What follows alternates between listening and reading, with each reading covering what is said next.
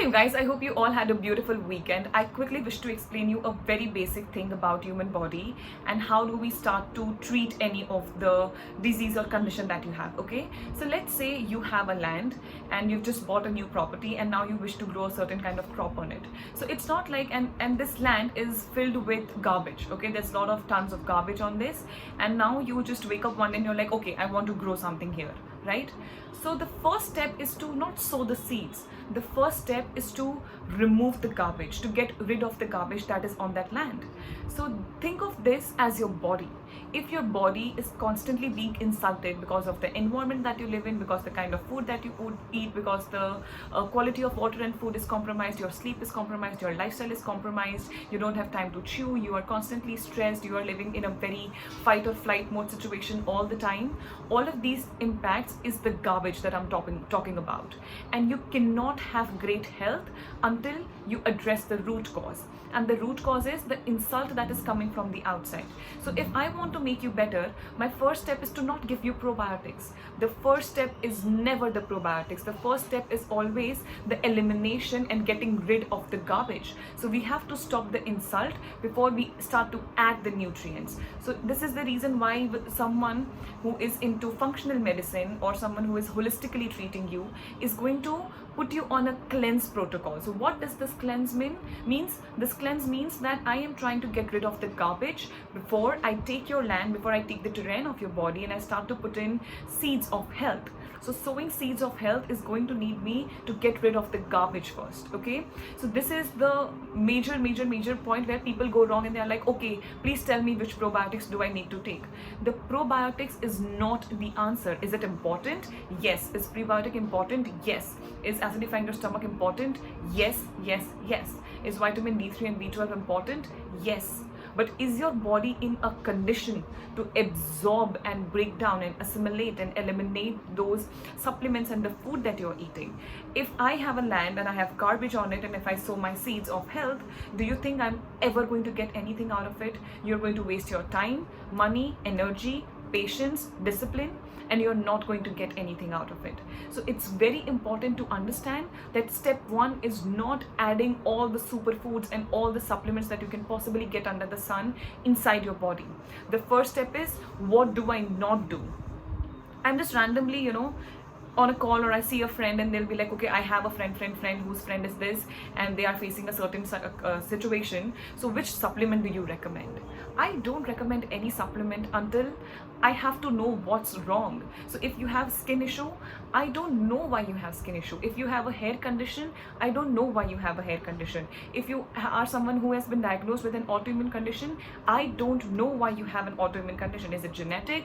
Is it because of your environment? Is it because of toxins? Is it because of moldy environment? Is it because your health is not correct? Is it because you're not eating correctly? Is it because you're constantly eating refined sugar and carbs? How do I know what's wrong? And if I don't know what's wrong, how do I help you? Because every person is very bio-individual. Health, nutrition, and I think everything in life is very bio-individual.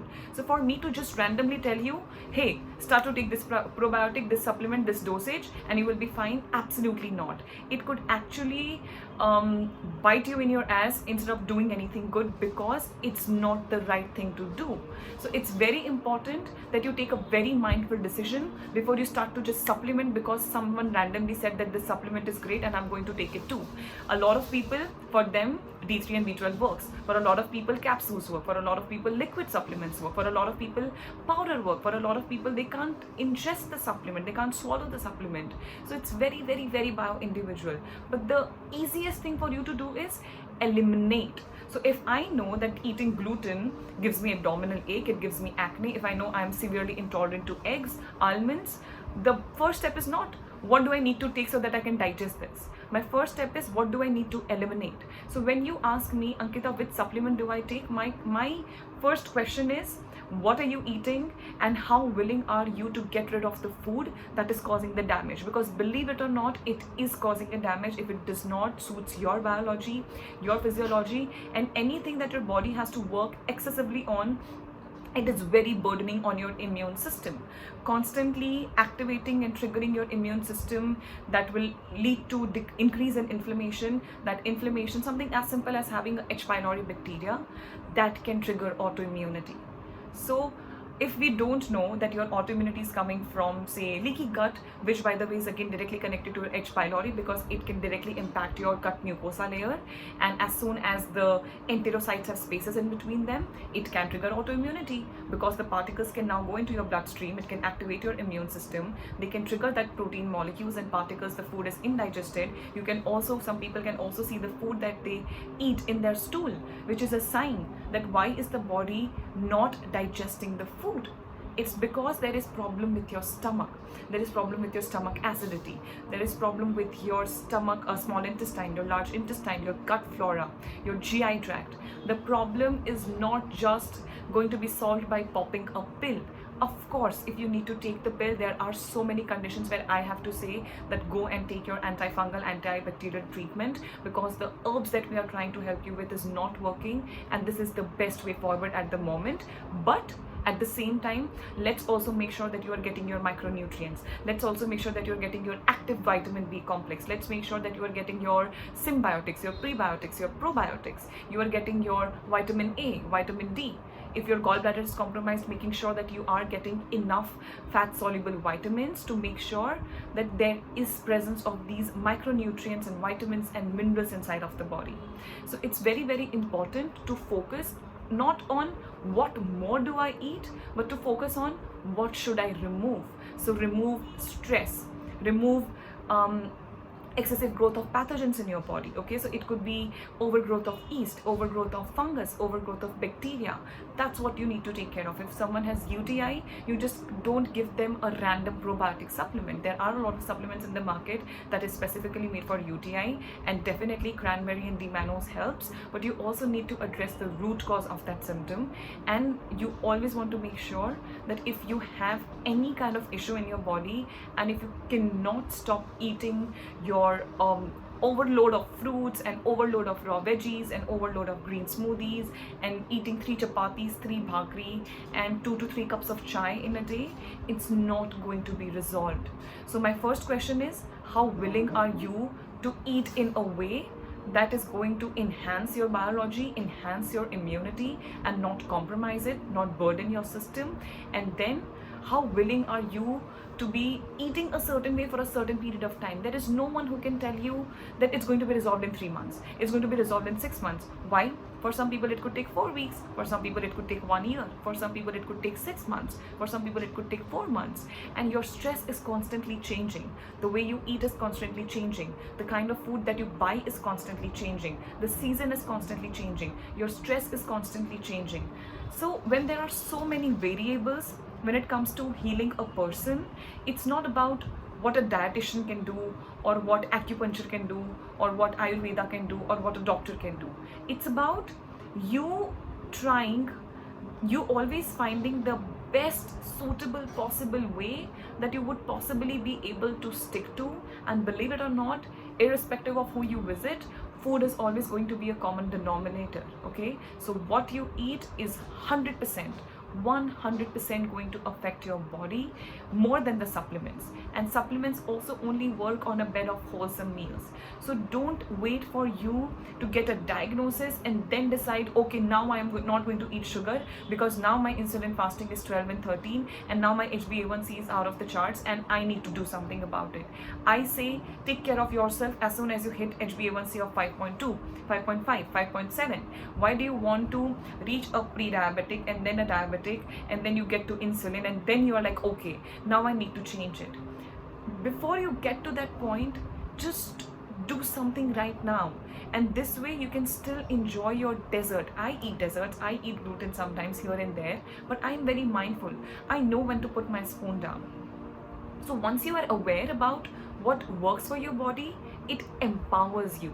Once you know that you have a diagnosis, so if I know that gluten doesn't work, eggs don't work, almonds don't work, turmeric doesn't work, cinnamon doesn't work, I know I have a certain food groups that doesn't work for me.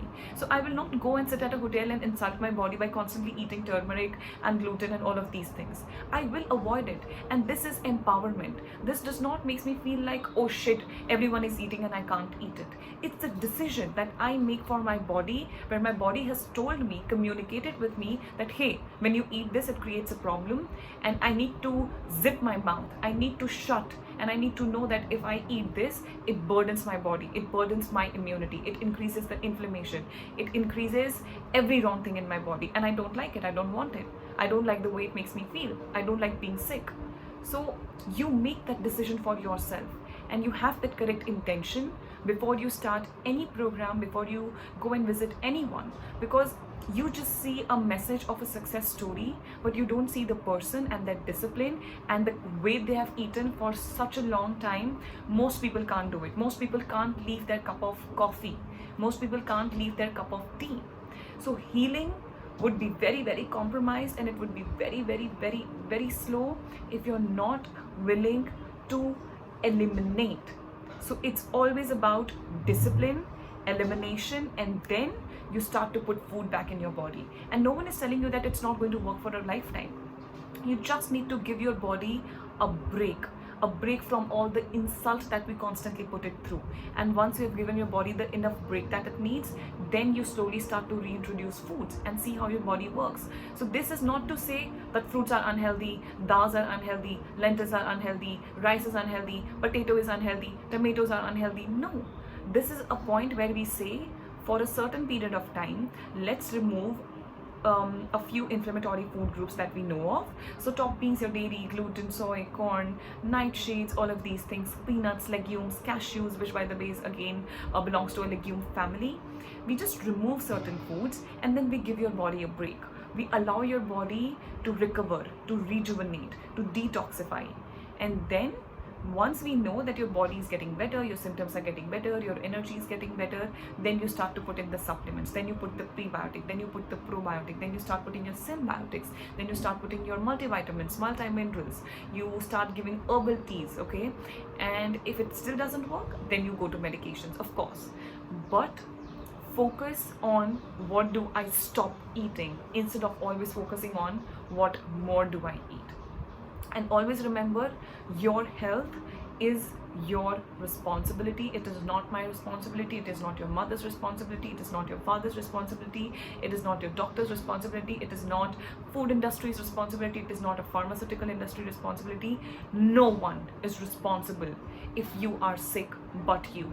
And the minute you are responsible for your body, your health, now you are the most powerful person, because you decide what goes in your body, not me. You decide, okay, I want to eat a certain way, I want to drink a certain way, I want to live a certain way, I don't want to hustle and bustle so much, I want to quiet down, I want my body to have time to digest food. It's a decision that you make. So your diagnosis can paralyze you, or it has the power to empower you. And anything that has power can be used against you. So you always, when you say that I'm powerless because I love that food and I can't stop eating it, or I love gluten, I have eaten it all my life, I know it is causing a problem but I can't stop eating it, your power that is in your hands, that you decide what to eat, has been working against you and is now working against you because you do not know how to have control. So yes, for some people, of course, it can be related to an eating disorder. This is not for those people. There is always exception, and I'm always just sharing my opinion. This is not a fact. This is not a reality. This might not be the truth for some people, but this is just my opinion in what I believe has helped me and has helped a lot of people around me, which I'm extremely grateful for, and I really hope this helps you as well. So this is for you to understand that your health is your responsibility, and no one cares about you as much as you can do for yourself, and that's the most powerful thing in the world. Take care.